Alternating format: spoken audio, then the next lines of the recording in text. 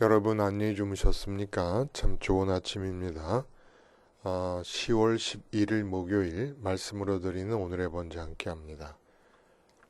이사야서 55장 13절까지 기록되어 있습니다. 우리는 우선 두 군데를 오늘 읽어보는데 1절과 2절을 같이 읽습니다. 시작.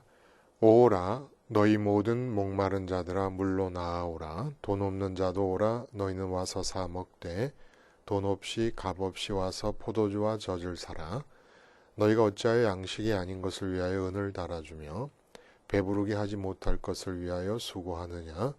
내게 듣고 들을지어다. 그리하면 너희가 좋은 것을 먹을 것이며 너희 자신들이 기름진 것으로 즐거움을 얻으리라. 그리고 또 아주 귀한 말씀이 6절부터 9절까지 기록이 되어 있습니다. 같이 읽습니다. 시작. 너희는 여호와를 만날 만한 때에 찾으라. 가까이 계실 때에 그를 부르라. 악인은 그의 길을, 불의한 자는 그의 생각을 버리고 여호와께로 돌아오라. 그리하면 그가 긍휼히 여기시리라. 우리 하나님께로 돌아오라. 그가 너그럽게 용서하시리라. 이는 내 생각이 너희 생각과 다르며 내 길은 너희의 길과 다름이니라. 여호와의 말씀이니라. 이는 하늘이 땅보다 높음같이 내 길은 너희 길보다 높으며 내 생각은 너희의 생각보다 높음이니라. 너무 귀한 말씀이죠, 여러분. 여호와를 만날 만한 때에 찾으라. 가까이 계실 때에 그를 부르라. 참 많은 것을 생각하게 하는 그런 말씀입니다. 오늘 우리가 읽은 말씀 중심으로 헝그리 정신, 죄악의 핵심이라는 제목의 하나님 말씀 증거합니다. 헝그리 정신, 죄악의 핵심.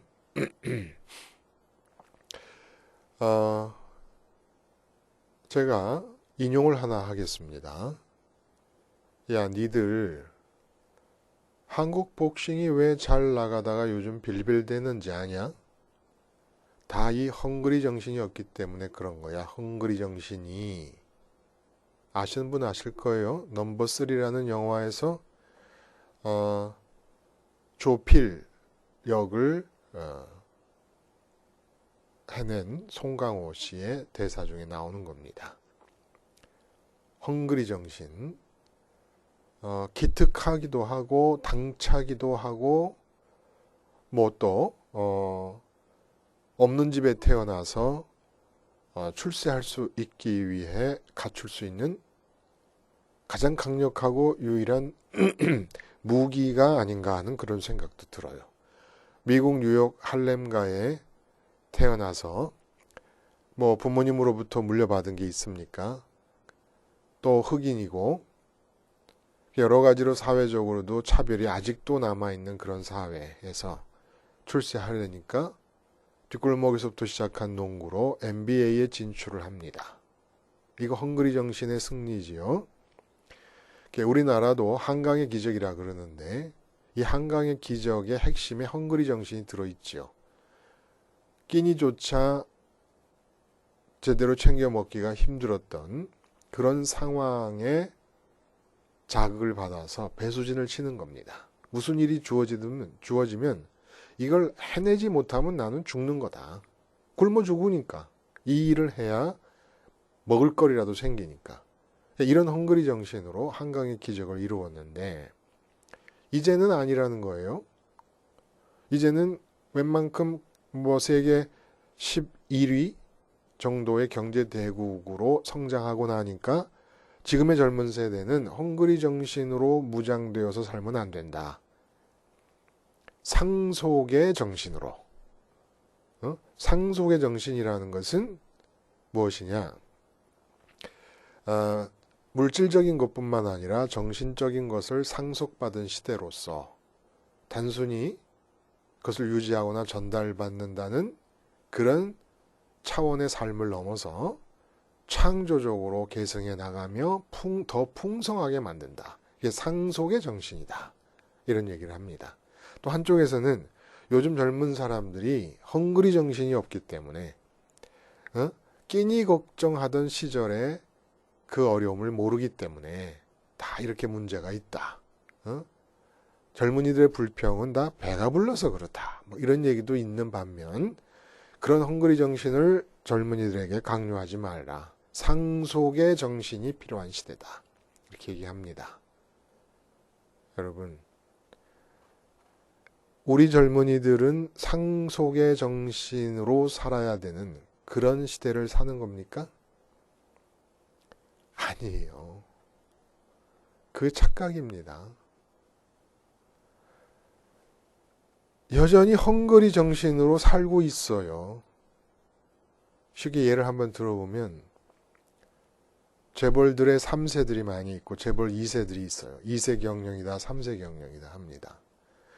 그 재벌 2세는 아버지한테 재벌을 물려받았으니까 헝그리 정신이 맞지 않는다.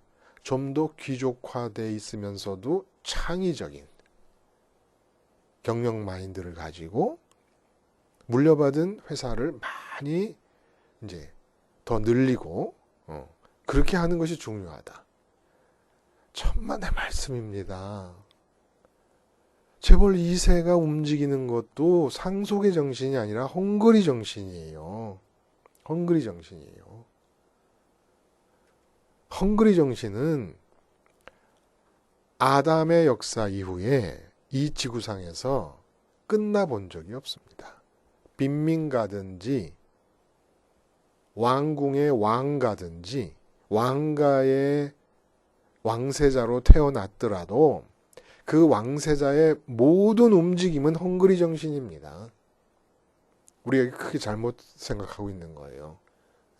헝그리 정신이 아닌 그런 사람의 모습 예수님에게서밖에 못 봤어요. 예수님이나 성령 받아 살던 사람들밖에는 없어요. 40일 금식하셨습니다. 그러니까 능력이 있으니까 돌들 가지고 떡 만들어 먹어라. 배가 고프지 않냐. 그랬더니 주님이 하신 말씀이 40일 광야에서 금식을 했으니까 그냥 집안에서나 숲이 아주 좋은 그런 기도원에서 40일 금식하는 거하고 다르지요. 그래 금식하시고서는 하나님의 말씀이 먼저다. 그 순간에도 헝그리 정신이 발동되지 않습니다. 우리 이 세상의 삶은 결론부터 말씀을 드리면 오늘 본문의 말씀은 이런 거예요. 육체적으로 진짜 목이 마르고 배가 고파서 그것이 정신적 활동, 사회적 활동에 영향을 주는 헝그리 정신으로 살든지 아니면은 상속의 시대가 되어서 많은 걸 유산으로 받고 있는 상태에서 좀 더 높은 차원의 창조적인 삶을 살기 위해서든지 다 헝그리 정신이라는 거예요. 창조적인 삶에 대한 헝그리 정신 아니겠습니까? 대상은 바뀌었지만 헝그리 정신이라는 겁니다. 이게 다 죄악이라는 거예요. 그러면 이 세상의 삶은 어떻게 돼야 되느냐? 헝그리한 상태가 아예 없는 겁니다. 물질적인 차원에서의 헝그리건 정신적인 차원에서의 헝그리건 아예 헝그리가 없는 상태가 되어서 삶이 사라져야 돼. 삶이 시작되어야 된다는 겁니다. 그러니까 정신적으로 육체적으로 배부르고 목마르지 않기 전에는 삶을 시작하지 말라는 게 오늘 말씀이라는 거예요. 도대체 이게 무슨 말씀일까?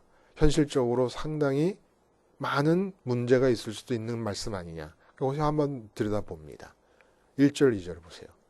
목마른 자들아 오라. 돈 없는 자도 오라. 너희는 와서 사 먹되 돈 없이 값 없이 와서 포도주와 젖을 사라. 사라고는 하세요. 계속. 돈으로 사지 말라는 얘기지. 그러니까 마치 공짜 쿠폰 같은 걸 주시겠다는 거죠. 그 공짜 쿠폰 줄 테니까 너 돈 없어도 되니까 내가 공짜 쿠폰 줄 테니까 그 쿠폰 가지고 사 먹어라. 이 결국은 뒤에 나오는 3절과 4절에 이제 연속적으로 나옵니다만은 예수님이에요. 예수님에 대한 예언을 지금 하는 겁니다. 예수님에 대한 믿음을 가지게 될 경우에 포도주와 젖을 돈 없이 사 먹는 게 된다 이런 얘기입니다. 그리고 2절에 어찌하여 양식이 아닌 것을 위하여 은을 달아주며 배부르게 하지 못할 것을 위해 수고하느냐. 내게 듣고 들을지어다. 그러면 좋은 것을 먹고 너희 자신들이 기름진 것으로 즐거움을 얻으리라. 그러니까 목마름과 배고픔에 대한 얘기를 하시죠. 목마름은 물과 포도주와 젖을 얘기하십니다. 그 당시 유대 땅에서 마실 수 있는 모든 것을 다 동원하신 겁니다. 그리고 배고픔에 관한 얘기로는 양식, 배부르게 할 것, 먹기에 좋은 것, 기름진 것. 그러니까 씹어 먹을 모든 종류를 총망라한 겁니다. 먹고 배부르고 즐거워질 수 있는 것으로. 그동안 양식이 아닌 것을 위하여 은을 달아주고 배부르게 하지 못할 것을 위해 수고했다. 이게 뭘 말하는 겁니까? 그동안 너희가 헝그리 정신으로 살았다라는 얘기입니다. 응? 헝그리 정신으로. 그래서 배고픔인 것이 배고픔이 힘인 배고픔의 힘으로 살았다는 거예요. 지금은 안 그런 줄 아십니까, 여러분? 제가 그런 얘기 들었어요. 얼마 전에. 너무 기가 막혀서 3살짜리 아이한테 한 달에 1,000만 원씩 들어간다는 얘기를 들었습니다. 300~400만 원은 왜 들어가느냐? 애가 태어나서부터 아예 보모를 집안으로 들였다 그래요. 어떤 보모? 영어 할 줄 아는 보모. 그리고 한 달에 300만 원짜리 유치원에 보낸답니다. 3살짜리를. 영어 유치원에. 그리고 한 달에 300만 원 들여서 선생님이 집으로 온답니다. 그래서 한 달에 1,000만 원 든다는 거예요. 그래서 거짓말이죠. 그랬더니 자기가 그 집에서 봤대요. 그렇게 얘기를 듣고. 어떻게 생각하세요, 여러분? 헝그리 정신과 관계없어 보여요? 얼마나 헝그리함에 쫓기고 있으면 아이한테 한 달에 1,000만 원을 들여야지 마음이 놓이는 겁니까? 이건 완전히 할렘가에서 태어난 한 흑인의 헝그리 정신은 비교가 안 되는 헝그리 정신입니다. 마치 이런 거예요. 돈을 엄청나게 많이 벌어보니까 그 엄청나게 번 돈이 조금도 만족이 안 되니까 돈을 안 벌었을 때 돈을 벌면 만족하리라고 기대할 때보다 더 두려운 겁니다. 벌어봐야 소용이 없으니까. 그러니까 이제는 어떡합니까? 자식에게 한 달에 1,000만 원씩을 투자합니다. 돈으로 안 되니까 자식아 네가 잘 커가지고 나를 한번 배부르게 해주려무나. 나의 목마름을 없애주려무나. 목마름과 배고픔은 물질적인 대상이냐 정신적인 대상이냐의 대상의 차이는 있지만 똑같은 목마름과 이 배고픔이 작동하고 있는 것입니다. 이건 해결이 안 되는 거예요. 그래서 1,000만 원이라는 결국 마음을 투자하는 거 아닙니까? 마음을 왜 이렇게 많이 투자합니까? 내가 마음을 아이에게 투자한다는 것은 내가 너한테 투입하는 마음의 양만큼을 네가 만족시켜라. 이런 얘기예요. 내가 아내에게 마음을 많이 투자한다. 많이 투입한다. 그러면 내가 투입한 그 많은 양의 마음을 당신이 다 채워서 만족시켜라. 내 마음을 만족시켜라. 결국은 마음의 만족을 위해서 가는 겁니다. 마음이 만족하면 40일 금식해도 떡 만들어 먹으라는 마귀의 소리를 안 쫓아갑니다. 헝그리 정신이 죄악인 거예요. 헝그리 정신. 그래서 왜 헝그리 정신이 생기는 겁니까? 근본적으로. 돈이 있는 사람이나 없는 사람이나, 가난한 집에 태어났거나 부잣집에 태어났거나, 그래서 상속을 받거나, 왜 헝그리 정신이 생기는 겁니까? 6절에 말씀하시잖아요. 여호와를 만날 만한 때에 찾으라, 가까이 계실 때에 그를 부르라. 이게 무슨 말일까요, 여러분? 가까이 계신다는 게 무슨 뜻이겠어요? 지금 내 머리털까지 다 세신 바 되시고 내 머리부터 발끝까지 주님 하나님 창조주께서 붙잡고 계시지 않습니까? 내 호흡을 주관하시고 내 생명을 유지시켜주고 계시지 않습니까? 그러니까 내 마음에 가장 가까운 분이 누굽니까? 내 몸보다 더 가까운 분이 창조주 하나님이십니다. 이 가까이 계실 때에 하나님을 찾으라는 거예요. 여호와를 만나라는 겁니다. 근데 어떻게 해야 되느냐? 그렇게 여호와를 만나야, 가까이 계신 여호와 하나님을 만나고 마음에 모셔드려야 헝그리 정신의 삶이 끝나는데 어떻게 해야 되냐? 그 가까이 계신다는 거 사실이 다른 말로 표현된 7절에 가까이 계신 여호와를 만난다는 것은 무엇이냐? 악인은 그의 길을 버리는 것이고 불의한 자는 생각을 버리는 것이다. 여호와께로 돌아온다. 여호와께로 돌아오는 게 가까이 계신 분을 부르는 것이고 만날 만한 때에 찾고 만나는 거 아니겠습니까? 여호와께로 돌아온다. 여호와께로 돌아오는 게 여러분 뭐지요? 내가 이제 사업이 잘 안 되고 어려워요. 사업이 잘 안 되고 어려우면 그동안은 절에 가서 기도를 드렸어요. 100일 기도. 아니면 무당을 불러다 구슬하고 점을 보고 했습니다. 그러다가 깨달음이 있고 전도를 받고 해가지고 이제 예배당을 나갑니다. 사업이 잘 안 될 때 이제는 절대로 굿 안 해요. 그리고 절에 가서 기도 안 해요. 불상에게 절하면서 기도하지 않습니다. 오히려 열심히 새벽 기도 나옵니다. 40일 기도하고 하나님과 주님의 이름을 부르고 기도해요. 이 여호와께 돌아온 겁니까? 아니에요. 여호와께 돌아오는 것은 불상에게 절하는 삶에서 여호와 이름을 부르고 예수님 이름을 부르고 기도하는 것이 돌아온 것이 아니라 사업 때문에 기쁘겠다고 살던 삶에서 여호와로 기쁘겠다고 사는 삶으로 돌아온 게 여호와께 돌아온 겁니다. 자녀가 문제다. 자녀 때문에 속상하고 불평스럽고 기쁘겠다고 살던 삶에서 자녀 상관없이 온전히 여호와 하나님으로 기쁘고 만족하겠다고 돌아와서 여호와 하나님으로 만족하고 기쁜 게 여호와께 돌아온 겁니다. 여호와께 돌아온다는 것을 우리는 오해하고 있었던 거예요. 응? 여호와께 돌아온다는 것은 여호와 하나님만으로 기쁘고 행복한 상태가 여호와께 돌아온 겁니다. 이 세상에서 그 누구 때문에 괴롭고 힘들고 하면서 여호와의 이름을 찾으면 여호와께 돌아온 게 아니에요. 내 마음의 갈증과 배고픔을 무엇으로 채우려 하느냐가 여호와께 돌아왔는지 안 돌아왔는지를 결정짓는다 이겁니다. 근데 그 여호와를 그렇게 만나서 내 배고픔과 내 갈증을 해결할 수 있는 기간이 한정되어 있다는 거예요. 만날 만한 때에 만나라. 가까이 계실 때에 만나라. 다시 말해서 우리 육체가 살아있는 기간 동안에 만나라는 겁니다. 이게 가까이 계실 때예요. 육체가 죽으면 더 가까이 가는 거 아닌가? 아니요. 육체가 살아있어서 창조주가 내 육체를 지금 붙잡고 계실 때 내 마음에 가장 가까이 계신 분이 여호와예요. 아내나 남편보다 그 부모보다 그 무엇보다 내 몸보다 내 마음에 더 가까이 계신 분이 여호와입니다. 창조주 하나님이세요. 근데 몸이 없어지면 가까이 계시던 하나님이 없어져 버리고 맙니다. 몸이 없어지면 만날 기회가 없어집니다. 아니 몸이 죽으면 하늘나라 가는 거 아니요? 아니요. 가까이 계실 때에 만나서 몸이 죽으면 마음 안에 여호와 하나님을 담은 상태가 되지 않으면 하늘나라 갈 사람이 없습니다. 우리가 죽으면 우리 영혼이 하나님께로 가까이 가는 게 아니라 우리 몸이 살아있어서 몸을 붙잡고 계시는 여호와 하나님이 가까이 계실 때에 내 마음이 그 여호와 하나님을 마음에 담아야 돼요. 가까이 있는 게 아니라 하나님과 하나가 돼야 됩니다.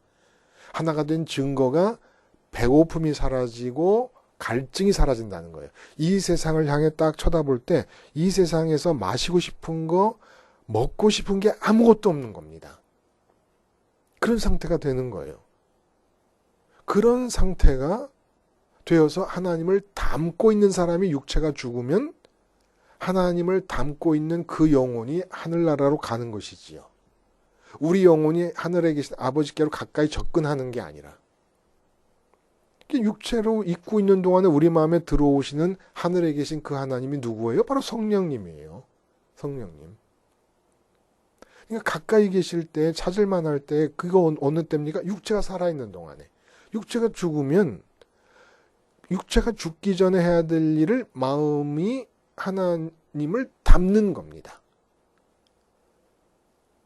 근데 육체가 죽을 때까지 못 담고 있으면 가까이 계신 하나님 만날 수 있는 기회가 끝나버리는 겁니다. 그래서 가까이 계시고 만날 만한 때라고 얘기를 하신 거예요. 그러니까 이 세상의 삶에 살 때 하나님 때문에 세상을 향하여 완전히 헝그리함이 느껴지지 않는 상태로 하나님을 모셔드리고 받아들이지 않으면 하늘나라 못 갑니다. 여러분, 아니 죽기 직전까지 돈 많이 벌리는 걸 기뻐하고 자식이 엘리트로 살아가는 걸 기뻐하고 내가 건강한 걸 기뻐하고 사회적으로 많은 친구들이 있어서 나를 인정해 주는 걸 기뻐하고 그러고 살다가 예수님 이름 부르면서 그걸 복받은 거라고 생각하면서 살다가 기쁨의 이유가 그것이고 기쁨의 이유와 만족의 이유가 다 세상에 있다가 죽으면 하늘나라 가요? 그런 거 없어요. 그런 거 없어요. 그리고 이 세상은 어차피 세상에서 헝그리함을 해결하려고 해갖고 헝그리가 해결될 수도 없습니다. 그래서 악인은 그의 길을, 불의한 자는 그의 생각을 버린다는 거, 그의 길과 그의 생각이 뭐예요? 이 세상 모든 사람은 만족과 기쁨을 향하여 가고 있잖아요. 이 길을 버리라는 거예요. 삶은 만족과 기쁨을 향해서 가면 안 돼요. 만족과 기쁨을 향해서 간다는 게 뭐예요? 배고파서 간다는 거 아닙니까? 헝그리 정신으로 산다는 거예요. 만족이라는 게 내 마음이 채워질 때 만족인데 만족함이 없이 삶을 시작해서 만족이 있는 지점까지 간다는 것이 헝그리 정신으로 사는 건데 이게 다 죄악이라는 겁니다. 이 삶은 어떻게 사는 것이냐? 악인의 길이에요. 이게 마음의 만족이 없이 삶을 시작하는 게 이게 죄인의 삶이라는 겁니다. 죄악이고. 그럼 어떻게 해야 됩니까? 하나님으로 완전히 마음이 배불러가지고 말씀드렸듯이 세상을 보면 멀뚱멀뚱 아무것도 바라는 게 없는 상태가 돼야 되는 거예요. 그러면 어떻게 됩니까? 10절에 보니까 이런 말씀이 있어요.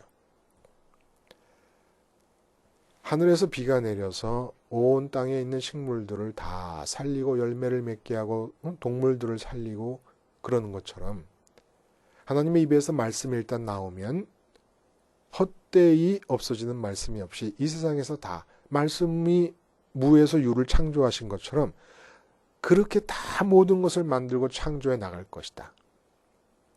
이게 내 인생의 길이라 해야 돼요. 나는 하나님을 딱 먹고 나니까 솔직히 뭐 바라고 싶은 게 아무것도 없어요.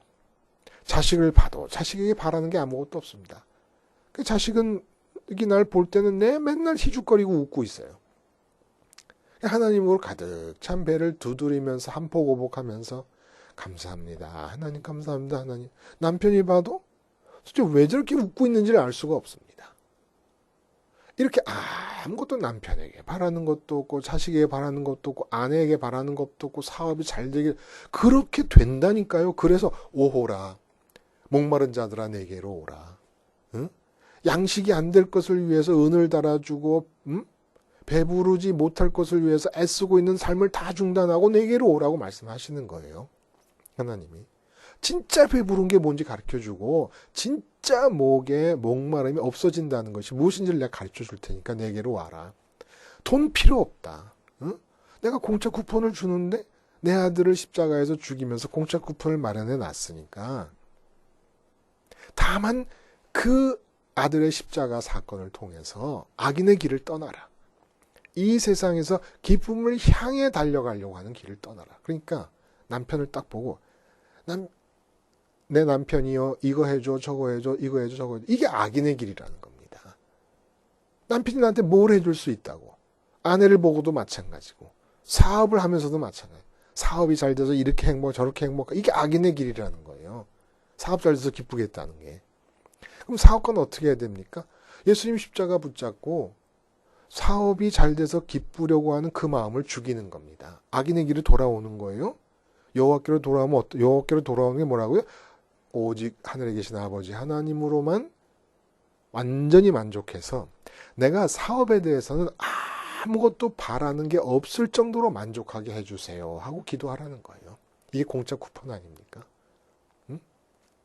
사업가가 사업에 대해서는 아무것도 바라는 게 없을 정도로 여호와 하나님으로 만족하게 해주세요 하고 십자가 붙잡고 사업에 대해 죽으며 기도하라는 거예요. 자식 키우는 엄마는 자식에 대해서 아무것도 바라는 게 없을 만큼 여호와 하나님으로 기쁠 수 있도록 십자가에서 자식에 대해서 죽게 해주세요. 기도하라는 겁니다. 그래서 진짜 사업을 보는데 바라는 게 아무것도 없어요. 왜냐하면 배가 너무 만족해가지고 더 이상 사업을 통해서 일어나는 일로 만족할 수 없을 정도로 배가 부르다. 그때부터 여호와의 길이 시작이 됩니다. 하나님의 말씀이 사업장으로 나갑니다. 하나님의 말씀이 자식을 향해 나갑니다. 하나님의 말씀이 남편과 아내를 향해 나가고 하나님의 말씀이 내가 만지는 모든 일을 향해 나갑니다. 그리고 그 나가는 하나님의 말씀과 생각들은 열매를 맺지 않고 돌아오는 법이 없습니다. 이게 나의 생각이라고 하신 하나님의 생각인 거예요. 하나님의 길인 거예요.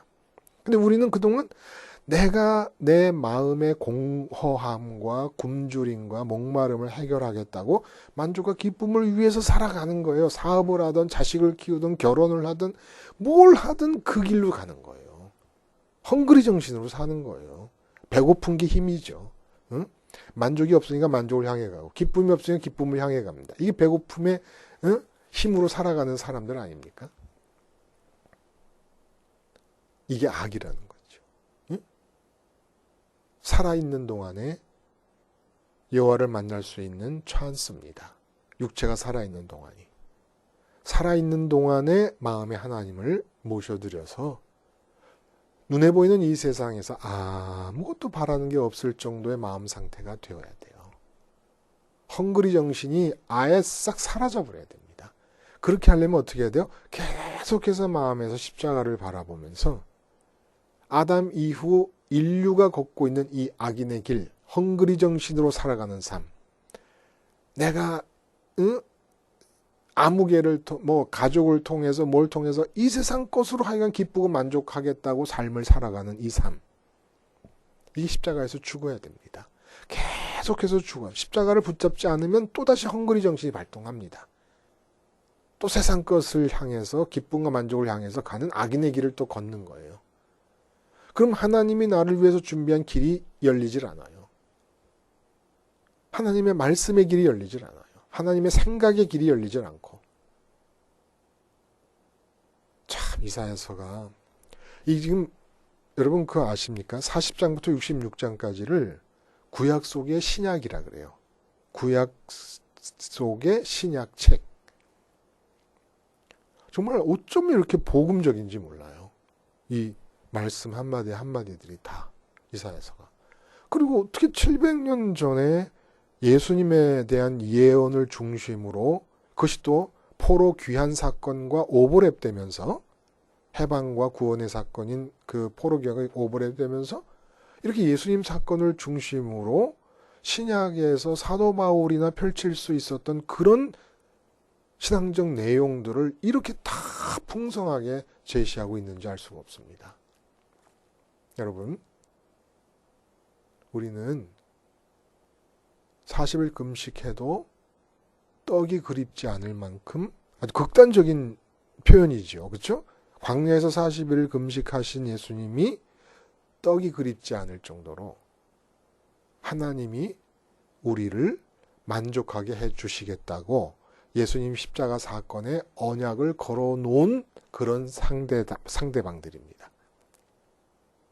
근데 왜 이 언약을 써먹지 않는 겁니까? 그리고 여전히 하나님의 이름을 부르고 예수님의 이름을 부르면서도 헝그리 정신으로 살고 있어요. 헝그리 정신으로. 이게 웬일입니까? 응? 아직도 이 세상 것을 붙잡고 나를 만족시키라고, 응? 나를 기쁘게 하라고 닥달을 하고 있습니다. 그 닥달을 견뎌낼 수 있는 존재가 없어요. 사람이건 사물이건. 그러니까 돈도 못 견뎌요. 하도 돈을 보면서 나를 기쁘게 하라 그러니까 돈도 못 견뎌갖고 자꾸 돈이 도망가는 거예요. 응? 돈 보고 나를 기쁘게 할 필요가 없다 그래봐요. 당장 돈이 생길지도 몰라. 그때부터. 날 좀 써주시오, 날 좀 써주시오 그러고. 그 왜 그렇게 못 살게 그래요, 돈을? 돈이 어떻게 나를 기쁘게 할 수 있을 거라고. 40일 금식해도 떡이 그립지 않을 만큼 하나님이 내 마음을 충족시켜 주겠다는 약속을 주님의 십자가에 걸어 놓으셨습니다. 이 약속을 믿고 이거 없고 저거 없고 뭐 내 마음대로 되는 거 하나도 없어. 하나도 없어도 하나도 걱정하지 말고 주님 십자가 붙잡고 세상에 매여 있는 내 마음이 온전히 죽게 해달라고 기도하시면서 목마르고 배고픈 자들아 와서 먹으라는 이 초청의 말씀을 받아들여서 하나님 아버지로 마음을 한번 배부르게 아주 그냥 속이 시원하게 마셔보는 겁니다. 이렇게 헝그리 정신이 뿌리채 뽑히는 은총의 삶을 사실 수 있기 위해 오늘도 우리는 십자가 생활화에 전력을 다하는 것이지요. 기도하겠습니다. 하나님 아버지, 하나님으로 채워지지 않은 배를 움켜쥐고 그 배고픔을 힘삼아 살던 헝그리 정신의 삶을 십자가로 종식시키게 해 주시옵시고 배불러서 바랄 게 아무것도 없는 상태에서 하나님의 창조적인 말씀이 삶의 길을 여는 이 기적과 같은 이러한 삶의 모습이 내 현실이 되게 하여 주시옵소서. 예수님의 이름으로 기도드리옵나이다. 아멘.